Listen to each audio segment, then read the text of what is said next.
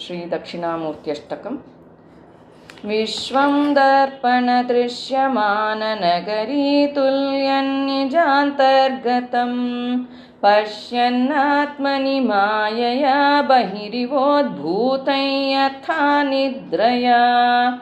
यः साक्षात् कुरुते प्रबोधसमये स्वात्मानमेवाद्वयं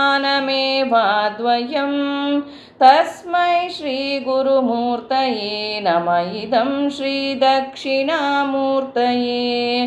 तस्मै श्रीगुरुमूर्तये नमः इदं श्रीदक्षिणामूर्तये। बीजस्यान्तरिवाङ्कुरो जगदिदं प्राङ्निर्विकल्पं पुनः मायाकल्पितदेशकालकलना वैचित्र्यचित्रीकृतं मायावीव विजृम्भयत्यपि महायोगी वयस्वेच्छया।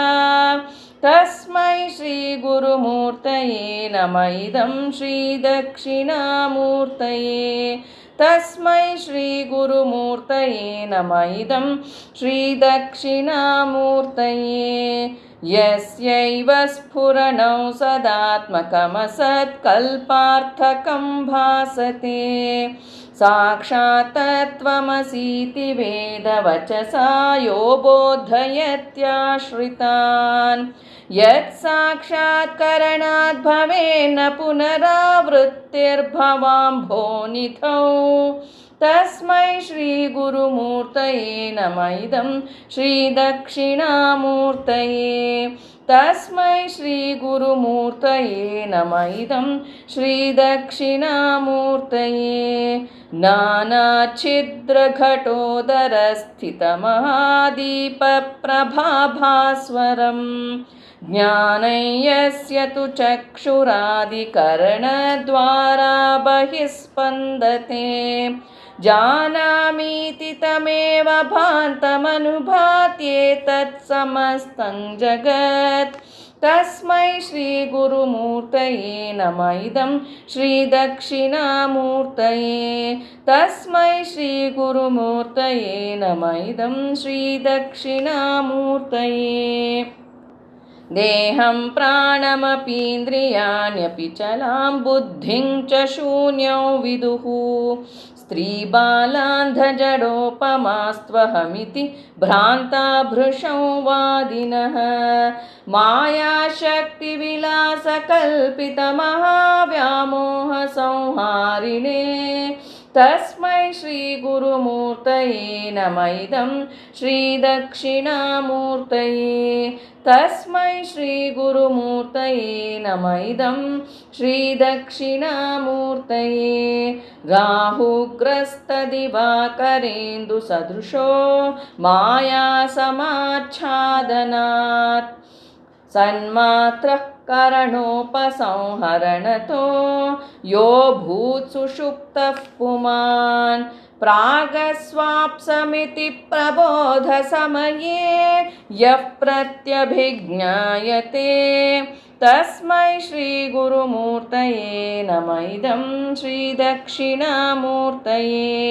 तस्मै श्रीगुरुमूर्तये नमः इदं श्रीदक्षिणामूर्तये।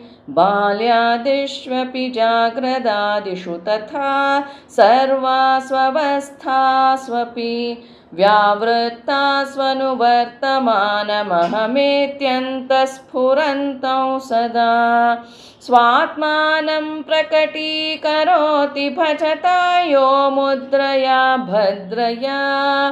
तस्मै श्रीगुरुमूर्तये नमः इदं श्रीदक्षिणामूर्तये। तस्मै श्रीगुरुमूर्तये नमः इदं श्रीदक्षिणामूर्तये।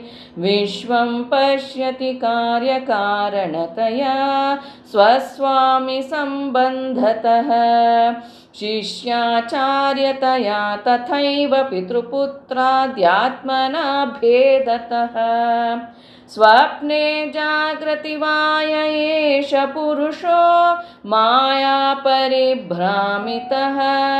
तस्मै श्री गुरुमूर्तये नमः इदं श्री दक्षिणामूर्तये तस्मै श्रीगुरुमूर्तये नमः इदं श्रीदक्षिणामूर्तये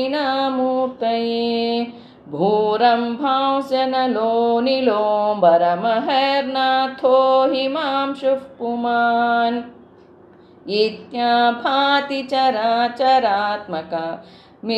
यस्यैव मूर्त्यष्टकम् नान्यत्किञ्चन विद्यते विमृशत यस्मात् परस्माद्विभोः तस्मै श्रीगुरुमूर्तये नमः इदं श्रीदक्षिणामूर्तये तस्मै श्रीगुरुमूर्तये नमः इदं श्रीदक्षिणामूर्तये सर्वात्मत्वमिति स्फुटीकृतमिदं यस्मादमुष्म्यौस्तवे तेनास्य श्रवणात् तदर्थमननात् ध्यानाच्च संकीर्तनात् सर्वात्मत्वमहाविभूतिसहितं स्यादीश्वरत्वं स्वतः सिद्ध्येत्तत्पुनरष्टधा परिणतं चैश्वर्यमव्याहतं सिद्ध्येत्तत्पुनरष्टधा परिणतं चैश्वर्यमव्याहतम् इति श्रीमच्छङ्कराचार्यविरचितं श्रीदक्षिणामूर्त्याष्टकं सम्पूर्णम्।